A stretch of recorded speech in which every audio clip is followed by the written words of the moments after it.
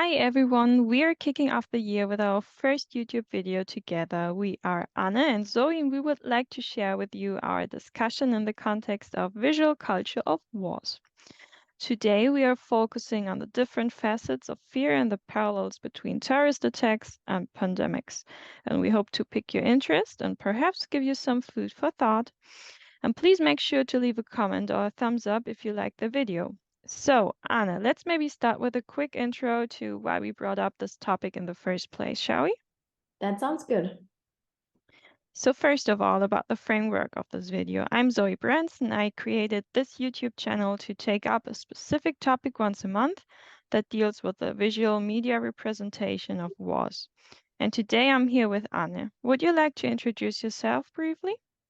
Yes, of course. I'm Anne Scholz, and I study terrorism and radicalization research at the University of Kiel. In the course of the corona pandemic since 2020, I have noticed how many points of intersection there are in society's perception of this crisis and terrorist attacks. And after some research, I have been able to come to some interesting conclusions. Nice. I'm very excited to take up several points with you today, using examples from the 1995 and 2006 movies Outbreak and World Trade Center. In preparation for our conversation, I found a text that addresses this topic, and it is entitled The New Face of Fear, How Pandemics and Terrorism Reinvent Terror and Heroes in the 21st Century. It was written by Dalia Schweitzer. Do you maybe happen to know the text? Yes, I actually do know it, and you're right. The author draws many comparisons between terrorist attacks and pandemics, outlining how we as humans react to these two exceptional situations. Yeah, maybe it is best to first address the general parallels between terrorist attacks and pandemics. So, what do you think? How do people respond to these types of crises, and where do they intersect? So, there are actually completely different causes and motives. So, in general, in a pandemic such as COVID or in a terrorist attack, it is often unknown to society when it happens, who or what was responsible for it, how long the duration is, as well as what the origins or motives were. You're right about that. And this already means that there is enormous uncertainty and a lack of knowledge. That reminds me of Jonathan Metzl, who is the director of the Center of Medicine, Health, and Society at Vanderbilt University. He coined the term catastrophic loss of innocence that is often associated with terrorist attacks and pandemics. It means that places we all know, such as churches, schools, or concert halls that used to give us shelter and a feeling of security before a pandemic or terrorist attack, are afterwards places of peril. And this example shows again the notion of it can happen everywhere, at any time, and to everyone. Yeah, that's absolutely right. And Dalia Schweitzer also notes this as she says that national borders are becoming increasingly irrelevant, both in the case of a virus, but also in the organization of terrorist attacks. Of course, also in the cause of globalization. Now, I think what's also insidious is that in both cases, first of all, there's nothing visible or traceable. You're blindsided from one moment to the next, and then you have to deal with severe consequences. Yeah, you're right. That's exactly how it is. And from this, we can also see how the character of wars has changed. Of course, terrorist attacks and pandemics also have physical effects, but what scares our society are primarily the invisible networks. No one can feel 100% safe anywhere. Yeah, exactly. That's what we notice in these situations. As soon as our physically, but also socially recognized rules and boundaries are ignored, we are attacked as a society, but also as individuals regarding our freedom. So we develop a feeling of uncertainty and fear. Yeah, that's absolutely right. But if we think about it, there are still some aspects in these situations that give us hope, aren't there? Especially in connection with the two movies Outbreak and World Trade Center, we can see that all the emergency forces have an enormously high value, and quite rightly so. Yeah, that's right. I noticed that too. So maybe let's take a look at a few scenes right away. Outbreak, for example, is about a pandemic outbreak that changes everyone's life, and the focus is always on the virologists and doctors who work day and night to cure the sick, support and care for those affected, and develop a vaccine. So let's have a quick look at a scene. Read me. You must abort. They won't answer you, Colonel. They've been trained not to. You hear me, don't you guys? I'll say it one last time. These people that you're gonna bomb are not the enemy. We can kill the virus without killing these people, and I swear to you on my soul that the President of the United States does not have the facts. He does not know that we have a serum that is working. Do you really think he wants to blow up the town? Oh, Christ, guys, if you think I'm lying, drop the bomb. If you think I'm crazy, drop the bomb. But don't drop the bomb just because you're following orders. Yeah, so this scene happens nearly at the end of the movie, I guess, when the main virologist on the left and the scene is disobeying orders from above because he knows this is their only way to save the people from the virus. He eventually convinces the military to not bomb the infected city and comes back as a hero, saving the sick people with a vaccine. Yes, and as you just said, he and his colleagues are the ultimate heroes in the end. And we have exactly the same thing happening in the movie World Trade Center. It's about the individual fates of the police officers and firemen and their families during 9/11. The entire movie revolves solely around them and their heroic deeds of risking their lives in this, really threatening, uncertain situation in order to save other people's lives. Here's another scene I found that I think really demonstrates this. Now evacuate the tower. Who knows how to use a scout pack? Don't give me any PBA bullshit. Besides, to tell you the truth, I haven't used one in like 4 years. What did I just say? Who's coming? Step forward. I got it, Sarge. I'll go.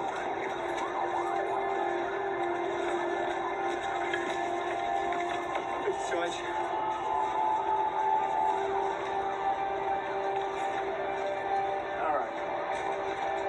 All right, we got a team. We're headed into building 5. The rest of you wait for Casmatis. Follow me. Stay together.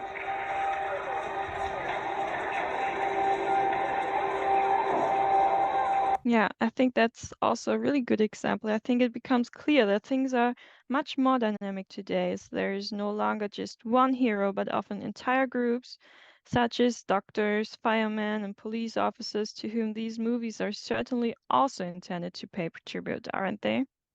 Yeah, definitely. And I think it's a nice way to value their services. On the other hand, though, the enemy picture is something we have to talk about as well. In both scenarios, pandemic or terrorist attack, the greatest fear is that of the unknown. And that's what makes it so hard to trust. I have brought another example here that I found very interesting in a comparison of enemy images. On the right, we can see an image from the movie The Outbreak. Once the virologists found out that the monkey must be the trigger for the spread of the virus, they actually released this picture of the animal to show the culprit or even like an enemy of the whole population. And on the left, however, we can see a mugshot of Osama bin Laden, which was published after 9/11. So both pictures look like a mugshot of a criminal or someone evil who needs to be captured as soon as possible and held accountable. Yeah, no matter what it takes, and this shows another similarity I found very interesting. Yeah, that's really a very interesting comparison. And I'm also convinced that we humans always need a clear enemy image. If there are no additional explanations, we look for them. And that's certainly also the reason why this American patriotism has revived so enormously, especially after 9/11, isn't it? Yeah, you're absolutely right about that. This kind of patriotism can also always be seen as a collective shield. Patriotism unites and serves as an anchor for society, which means that no one has to fight alone, and it's a feeling of we are fighting the enemy together. And this is also the reason why conspiracy theories relate to this. We humans are basically creatures of habit. When something is far from the norm, we are first thrown off track and are at a loss. So, of course, we want to fill this void as quickly as possible with explanations. Yeah, and I think the media aspect and its role in society is very influential in that matter. I mean, even if there's little information, especially in these unclear situations, there's a flood of media content that unfortunately includes fake news as well. So we can all see how the media is becoming more and more powerful and important in all our lives. Yeah, true. This is a very important point. I think we agree that social media, whether it's Twitter, Telegram, Facebook, or whatever, makes the networking to spread these conspiracy theories possible. Nevertheless, one can certainly ask the question here to what extent the media additionally influences our perception of crisis situations. Yeah, it's absolutely clear, whether on the radio, in movies and television, or in the newspaper, media has a huge influence on our everyday lives. And this is also, or this also becomes clear in these two movies. In Outbreak, we see that the media often doesn't know the exact numbers of injured people, as well as important information regarding the event. The following movie scene shows this pretty well. Let's have a look. Military have escalated the quarantine at Cedar Creek, doubling their presence in this small town. Authorities remain silent about the numbers and details of the situation, continuing the media blackout. From here, we can only guess at the seriousness of the spread of the disease. Our sources number the dead as low as 10, as high as 50. It's like a war zone out here, and we can only imagine the fear and frustration of the citizens of this once very quiet rural town. Their voices, too, are silent to us. All phone communications have been cut off. And those we can hear, those with the information, will not speak. It is, in a word, frightening. Yeah, so this phenomenon we were just talking about could also be seen during the 9/11 attacks, during which the media was live streaming both attacks, and it was obvious that they were just as clueless as the rest of the population was. So nevertheless, these pictures became iconic for this new era of war, and the general unawareness is also demonstrated in the movie World Trade Center. So let's again have a look. This horrible, vicious act of terrorism, acts of terrorism. And our focus now has to be on saving as many lives as possible. Do we know the number of casualties at this point? I don't think we really want to speculate about that. The number of casualties will be more than any of us can bear ultimately. Thank you for sharing, Zoe. Those were some really interesting points. I want to add to this another thing, and unfortunately, I think we're running out of time, so probably the last point we'll be discussing today is the part war plays in these movies. It makes us realize that pandemics and terrorism are both unpredictable events that often ask for military forces and involvement of the government. And in many cases, the population depends on decision-making by the president or other important figures. Images such as piles of dead bodies, military tanks, weapons, and helicopters are often shown in these kinds of movies. You can see this in the next scene from the Outbreak, and yeah, maybe you can spot some of the things I just mentioned. Military curfew is now in effect. Return to your homes immediately. Anyone found on the streets after 1900 hours or 7 o'clock p.m. will be arrested and confined. Return to your homes. You will be safe there. Return to your homes immediately.